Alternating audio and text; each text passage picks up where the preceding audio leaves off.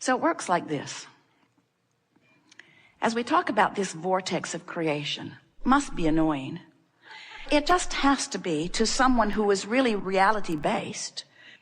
You go home and you say to your friends, yeah, I don't know. We learned not to face reality. That's worrisome. And we are told that there is a vortex of creation that includes everything we want, but we can't see it.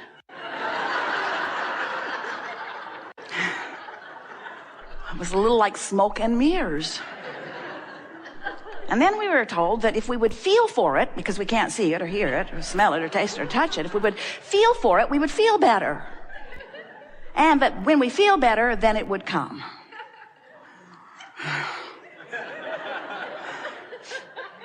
Hard to accept that, isn't it?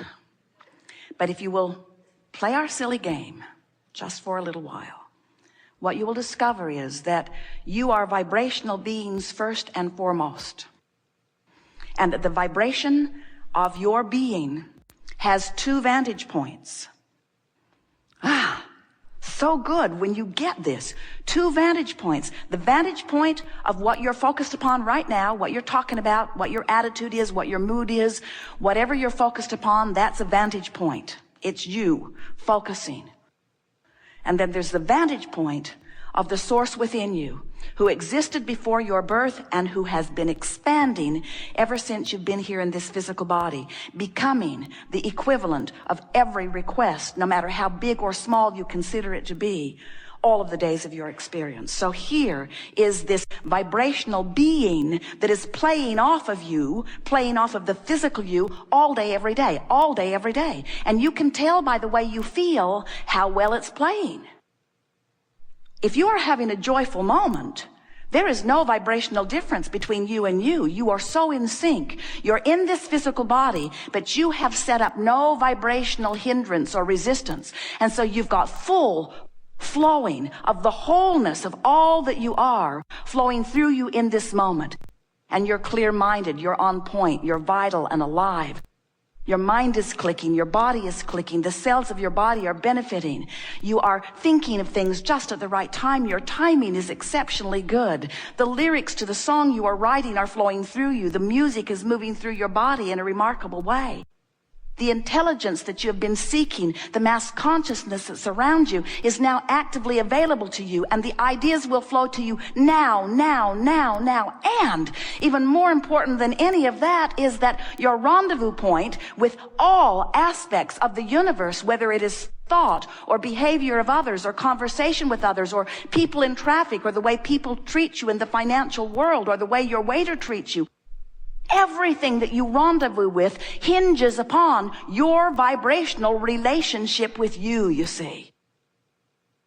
So many people are walking around not even taking anything like that into consideration because it's mumbo jumbo and smoke and mirrors. Let's not ever talk about vibration. Let's just talk about manifestation. Physical humans say, let's just monitor it. Let's just observe what is. Let's make lists of it. Let's document it and pigeonhole it and make documentaries about it and statues and monuments about it. And let's keep what is alive, the manifestation as far as it's gone. Let's keep it alive in the minds of everyone who come. And we say, good luck on that.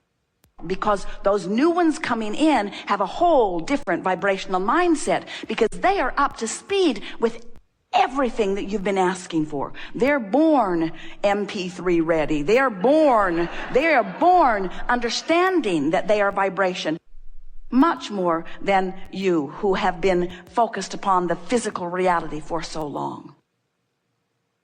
So the reason that we explode into your faces in this way with our enthusiasm for you accepting the relationship between you and you is because unless you know that this vibrational version of you and all that you've asked for exists, you cannot for a moment begin to understand why you would have any negative emotion.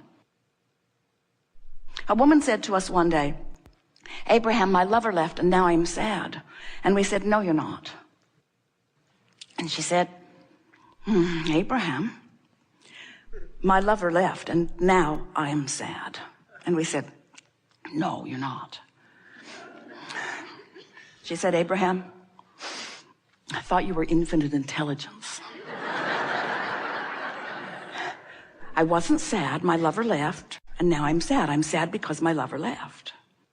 And we said, you are sad because in your relationship with that person, you have created a version of a relationship that really reflects and represents who you are and what you want and what you deserve. And you are using the behavior of some other person and the reality of the current status of your relationship as your excuse to focus in complete opposition with who you are, and that is why you're sad. You're sad. Your emotions are always and only ever about you disallowing who you are. And we know this person was right in the sense that this is my current reason. This is the current reaction that I'm having to life.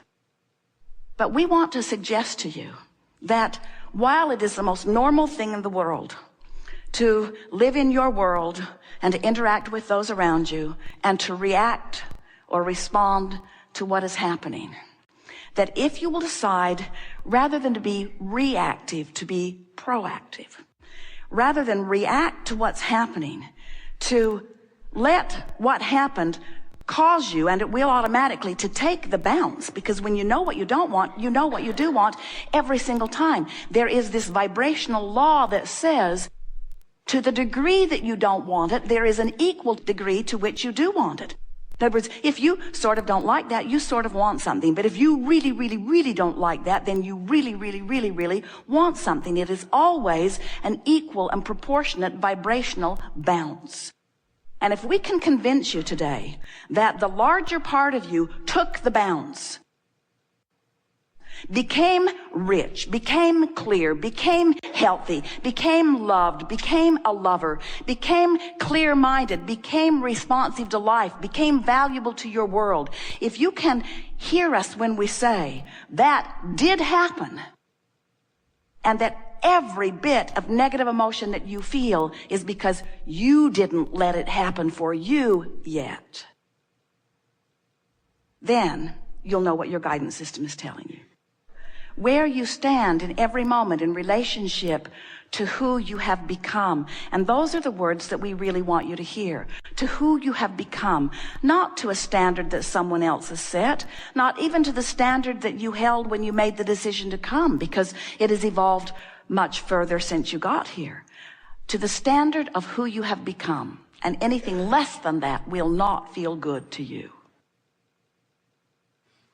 You are not puppets here to perform the intention of the larger part of you. You are extensions of source energy. And while you are here in this physical format, you are the primary reason for a further extension of that source energy. Oh, that was such an important thing for you to hear. Because sometimes you think that the non-physical part of you, the God of you, the source of you, is all finished and you're here trying to prove your worthiness to catch up. When actually, you came as that energy to explore variety and contrast for the purpose of coming to new conclusions and preferences and decisions of desire. Because you knew from your non-physical perspective that this physical contrast would evoke from you, from all that you are, greater clarity. In other words, you cannot, while you're here in this physical body, explore contrast without coming to another preference. Even the cells of your body are doing that all day, every day. Exposure to life as it is evoking from you further desires, greater clarity, greater abundance, greater well-being, more life. And when that happens as a result of your physical focus, the larger part of you takes that more life immediately. When your life causes you to ask, it is vibrationally given instantaneously. You become it, the larger part of you does. Now we're going to give you some words here because we really want to get your attention. As you're standing here in your physical body, exploring contrast and maybe not liking what you see, the larger part of you is taking the bounce and knows more clearly what you want and is instantaneously living it. So from the perspective of Source, the way we see it, this vortex of creation is actually present tense, because you live the life, you ask for it, and vibrationally it is done. Now, as you stand in your physical body, wanting, or in your words, needing the manifestation to catch up with it, we just want to get your attention by saying, what is old news. What is past tense. We know it's hard to hear it. You're in your physical bodies. You're deciphering your time-space reality through your physical senses. You see it, you hear it, you smell it, you taste it, you touch it. This is now, you say, this is now, this is now. And it is now, but there is a vibrational version of now that you can't quite see yet, or hear yet, or smell yet, or taste, or touch yet, because it hasn't manifested into the way you want it to before you pronounce it as now, but it's now.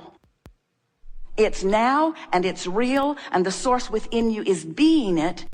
And if you are still looking at the now you're claiming as now, you're holding to the past, and you're preventing the very manifestation that you want to show up. You heard that, didn't you? If you could accept that this vibrational reality, this vortex of creation, holds the newly become version of you, and you would do the only thing that you can do with the vibrational reality, you would feel for it. And why are we encouraging you to feel for it? Because you can't see it yet. You can't hear it yet. You can't smell it or taste it or touch it yet. But if you will feel for it, you will allow the feeling of it to train your vibration into alignment with it. And then, you know what? The manifestation has to happen. And it's interesting because you say things that are flawed at their basis. You say, I am bummed out because I don't have enough money. And we say, that's not the reason you feel that way. You are bummed out because you went over here and the rest of you stayed over here. That's why you feel discord. You didn't go with the flow of the expansion. You are still, if you are like most humans, you are still justifying the desire that you've asked for, the desire that has already actualized vibrationally. You're still justifying it by pointing out what is. You cannot manifest anything beyond what you believe. You cannot manifest past your expectations. But not only can you not manifest past your expectations, you are manifesting your expectations. And that's really something to think about. We just think that you should train your expectation where you want it to be and allow the people that meet your expectation to be the ones who come. When you get really good at sniffing out ne'er-do-wells, when you get really good at sniffing them out, you get really good at training your vibration into what they are, and then the universe says, oh, here's another one, here's another one, here's another one, here's another one. So you really have no choice if you want to feel good, if you want to be who you really are, and if you want to live the manifestations that you've carved out of the contrast that you've been living. You have no choice other than to decide to feel your way into alignment with who you really are and allow law of attraction to do the work, and it will.